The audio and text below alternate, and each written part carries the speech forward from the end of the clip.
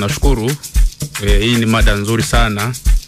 Tunapozungumzia ugonjwa wa usonji au kwa kitaalamu unaitwa autism, ni tatizo la kimaendeleo la ubongo ambalo linaanzia toka mimba ikiwa tumboni kwa mama. Kwa maana mtoto anazaliwa na tatizo katika ubongo wake, hasa yale maeneo ambayo yanahusiana na masuala ya mahusiano ya kijamii, masuala ya utendaji kazi na ukuaji katika ubongo wa mtoto.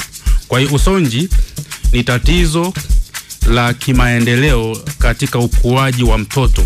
Kwa hiyo mtoto ambaye mwenye usonji anapata tatizo kwenye ubongo wake, na akishapata tatizo kwenye ubongo wake, huyo mtoto huyo anakuwa ana matatizo kwenye masuala ya mahusiano na wenzake, kwenye masuala ya utendaji wa kazi ile au yale mambo ambayo ni ya kawaida ambayo wanafanya watoto wengine. Lakini ni mtoto ambaye anakuwa anafanya mambo ambayo yanajirudia, ambayo wakati mwingine hayana faida na yanakuwa yanawaletea shida wazazi au walezi. Dokta, na ugonjwa huu wa usonji, chanzo chake ni nini hasa? Ya nini chanzo cha ugonjwa huu?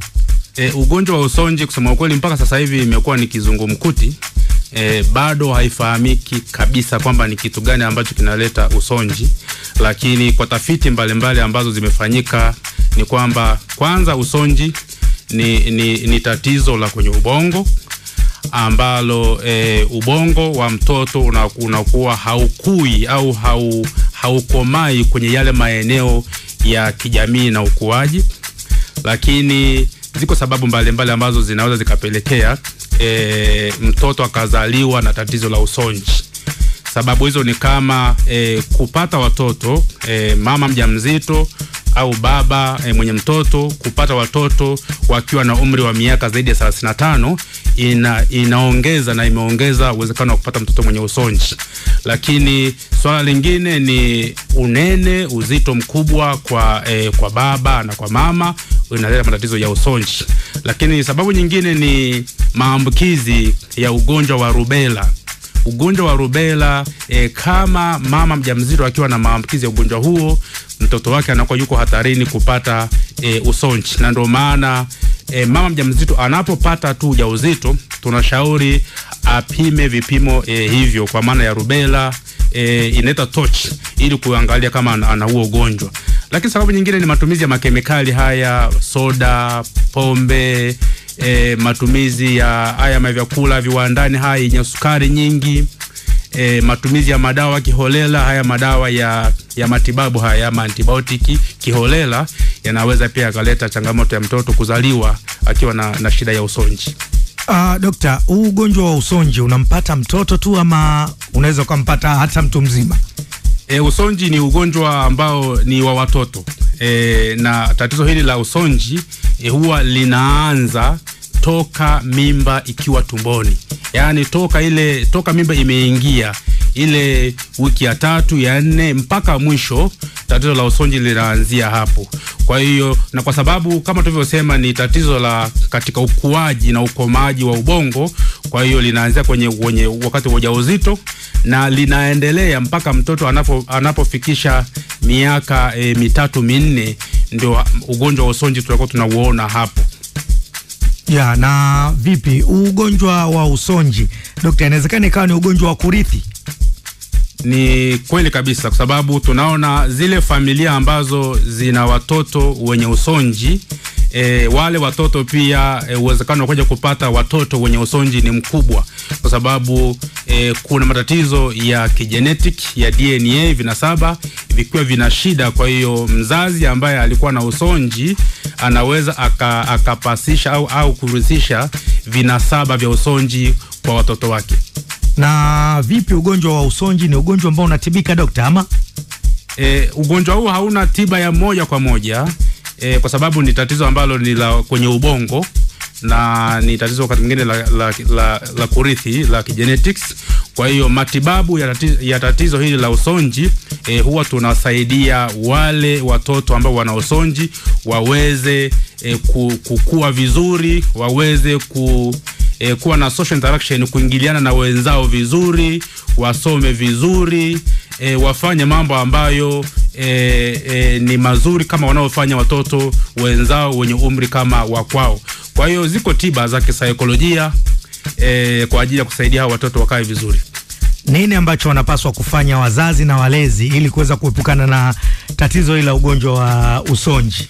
Na hapa ni muhimu sana wanajamii, kama mnataka kupunguza au kuondoa uwezekano wa watoto wenu kuzaliwa na usonji, kwanza kabisa hakikisheni mnafanya uchunguzi wa miili yenu kabla ya kuoana, kabla ya kupata ujauzito, kwa sababu unapofanywa vipimo na kugundua kuna tatizo, ni rahisi kuchukua hatua mapema na kulizuia lisiendelee.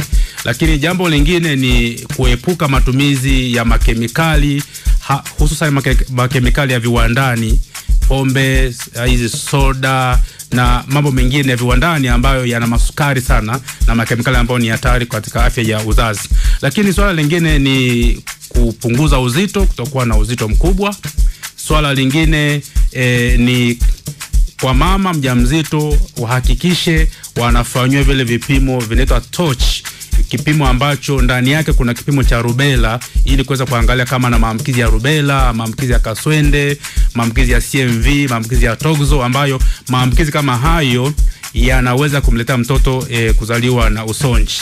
Lakini swala lingine na muhimu zaidi ni wanajamii kujaribu na kujitahidi kupata watoto kabla au wakiwa na umri chini ya miaka 35, kwa sababu unapopata ujauzito na umri mkubwa, uwezekano wa mbegu na yai kuwa vishabadilika kivinasaba unakuwa ni mkubwa. Kwa hiyo unaweza ukazuia kutokupata watoto wenye usonji na mambo mengine ya kivinasaba kwa kupata watoto chini ya miaka 33.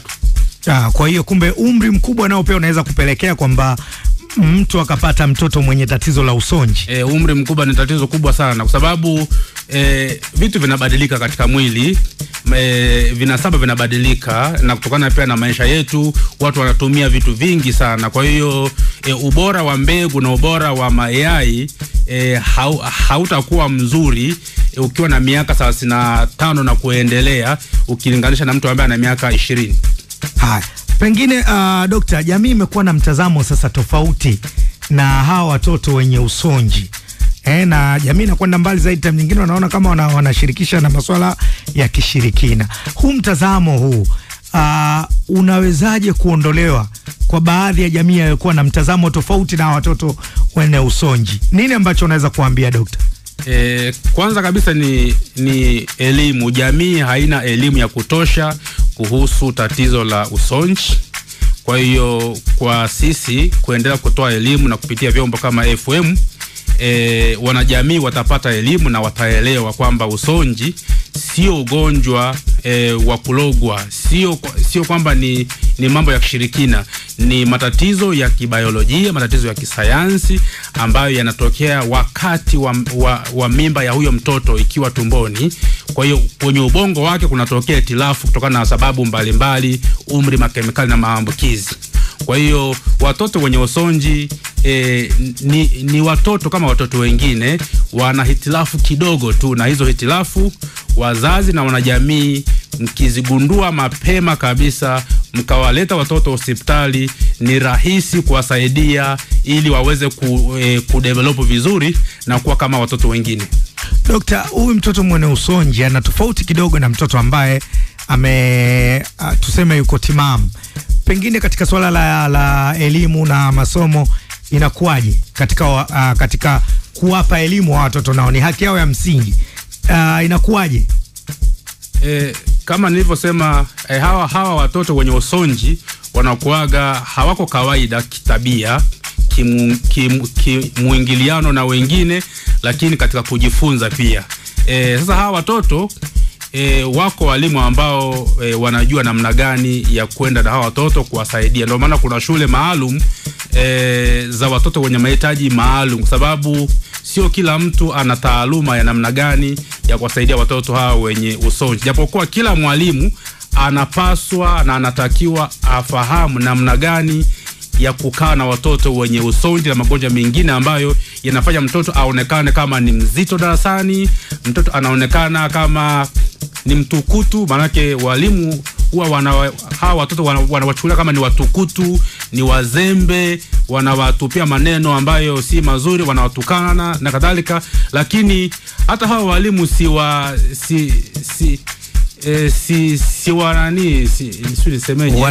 walaumu kwa sababu ni elimu hawana, ni elimu ya haya masuala hawana, ndio maana wanachukulia watoto kwa namna hiyo. Lakini elimu ikiwepo, watoto hawa ni wanaweza kusoma vizuri kabisa kama watoto wengine na wakafanya mambo makubwa kama walivyo watu wengine.